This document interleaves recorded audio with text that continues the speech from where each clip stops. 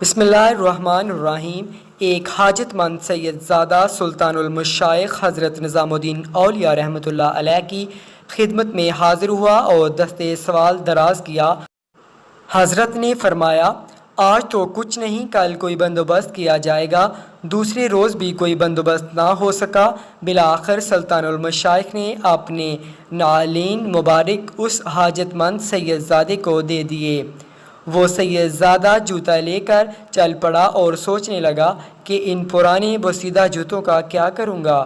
لیکن اتفاق یوں ہوا کہ سلطان محمد تغلق کسی جنگی مہم سے واپس آ رہا تھا اور حضرت امیر خسرو، جو حضرت نظام الدین اولیاء کے خلیفہ بھی تھے، سلطان کے ساتھ تھے، اور چونکہ آپ ایک قابل قدر شاعر تھے اس لیے سلطان کے دربار میں اہمیت کے حامل تھے۔ آپ نے سلطان کی شان میں قصیدہ کہا تو سلطان نے خوش ہو کر آپ کو 7 لاکھ چیتل سے نوازا۔ واپسی کے سفر میں جب لشکر ابھی دہلی سے باہر تھا اور رات کو پڑاؤ ڈالا گیا تو حضرت امیر خسرو اچانک چلا اٹھے کہ مجھے اپنے مرشد کی خوشبو آتی ہے۔ مصاحب بولے، امیر، حضرت محبوب الہی تو کیلو کھڑی میں ہیں، جو دہلی سے کافی دور ہے، تو آپ کو ان کی خوشبو کیسے آئی؟ مگر امیر خسرو بے قرار ہو کر باہر نکل پڑے اور خوشبو کا تعاقب کرتے کرتے ایک سرائے تک جا پہنچے، جہاں ایک کمرے میں ایک شخص اپنے سر کے نیچے کچھ رکھ کر سویا ہوا تھا اور خوشبو وہیں سے آ رہی تھی۔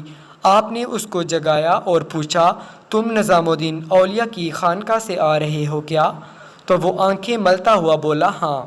آپ نے پوچھا، کیسے ہیں میرے مرشد؟ وہ شخص بولا، وہ تو ٹھیک ہیں، اور میں ان کے پاس مدد کے لیے گیا ہوا تھا، مگر اور کچھ تو نہیں دیا، ہاں اپنے پرانے بوسیدہ جوتے ضرور دیے ہیں۔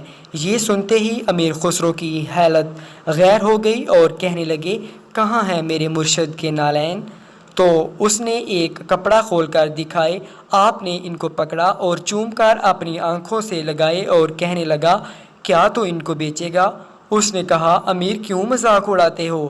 امیر خسرو بولے، مذاق نہیں، میرے پاس بھی اس وقت 7 لاکھ چیتل ہے، وہ لے لو، مگر میرے مرشد کے نعلین مجھے دے دو۔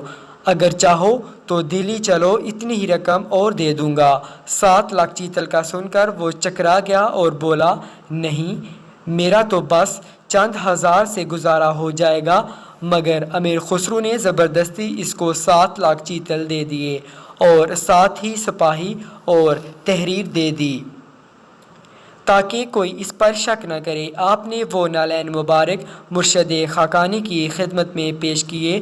انہوں نے فرمایا، خسرو، تم نے بہت سستا سودا خریدا ہے۔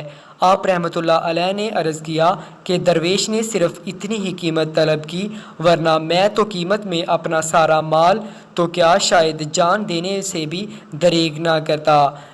یہ مرشد خاقانی سے والہانہ عقیدت و محبت کا اظہار تھا۔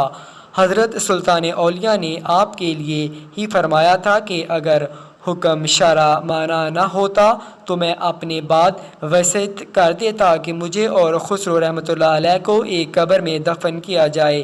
کہتے ہیں کہ اتنی دولت دینے کے باوجود جب بھی وہ شخص آپ کے پاس حاضر خدمت ہوتا، حضرت امیر خسرو رحمۃ اللہ علیہ احتراماً کھڑے ہو جاتے۔ انہی ایام میں آپ رحمۃ اللہ علیہ کی والدہ ماجدہ کا انتقال ہو چکا تھا۔ انہی کی خاطر آپ رحمۃ اللہ علیہ اود کا محل چھوڑ کر چلے آئے تھے۔ یہ صدمہ ناقابل تلافی تھا۔ حضرت نظام الدین اولیاء رحمۃ اللہ علیہ نے آپ کی ڈھارس بندھائی اور فرمایا کہ ہر شخص کو ایسا ہی صدمہ برداشت کرنا پڑتا ہے اور ہر انسان کو ایک دن وادی فنا سے گزرنا ہے۔